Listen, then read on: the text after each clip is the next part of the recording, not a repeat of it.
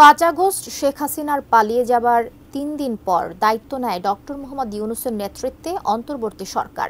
এর 6 মাস পেরিয়ে গেছে। এ সময় অন্তর্বর্তী সরকারের ভূমিকা নিয়ে বিএনপির মূল্যায়ন কি? মতামত জানিয়েছেন দলটির কয়েকজন নেতা। বিস্তারিত জানাচ্ছেন নাজিয়া আফরিন। স্বৈরাচার সরকারের পতনের পর গণতন্ত্র ফিরে পাওয়া, সাংবিধানিক স্বচ্ছতার আশায় সকল রাজনৈতিক দল ও জনমানুষের সমর্থিত সরকার গঠন হয় ডক্টর মোহাম্মদ ইউনূসের নেতৃত্বে। একটি বেহাল অর্থনীতি, দলীয় প্রশাসন এবং বিশৃঙ্খল আইন শৃঙ্খলা রক্ষাকারী বাহিনীর নানা প্রতিকূলতা মাথায় নিয়েই 6 মাস পার করল অন্তর্বর্তী সরকার। ক্ষমতায় থাকার সময়সীমা নির্ধারণ না থাকলেও গুরুত্বপূর্ণ সংস্কার এবং গ্রহণযোগ্য নির্বাচন করার চ্যালেঞ্জ এই সরকারের। এ মাসেই সংস্কার নিয়ে রাজনৈতিক দলগুলোর সঙ্গে সংলাপে বসবে সরকার।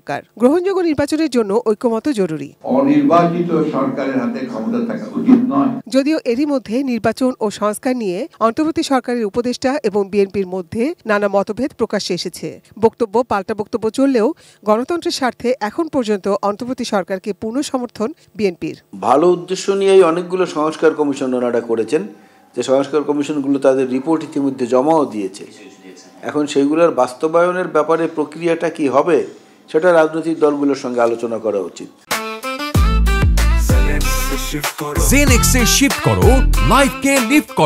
তবে প্রশাসনকে সুসংহত করতে না পারাকে এ সরকারের দুর্বলতা বলে মনে করছে বিএনপি।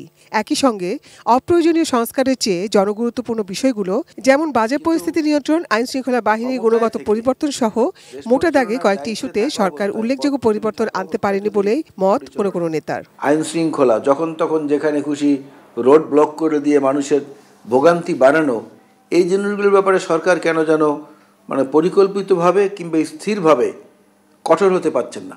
আমরা কেবল সংস্কার আলাপের মধ্যে আছি, কিন্তু সংস্কার নিয়ে প্রকৃতপক্ষে এখনো কোনো গঠনমূলক আলোচনা সংশ্লিষ্ট মহলের সাথে, স্টেক হোল্ডারদের সাথে, রাজনৈতিক দলের সাথে শুরুই হয়নি। শুধু তাই নয়, অন্তর্বর্তী সরকারের সামনে বড় প্রশ্ন, স্বৈরাচারের দোসররা 5 আগস্টের পর কিভাবে নিরাপদে বিদেশ পালিয়ে গেল। সেনাপ্রধান অথবা আইএসপিআর এর কাছে জবাব চাই যে আপনারা স্বীকার করলেন এত শত মানুষ আশ্রয় নিয়েছে, সে লোকগুলো গেল কোথায় আর কিভাবে গেল, কাজের মাধ্যমে গেল।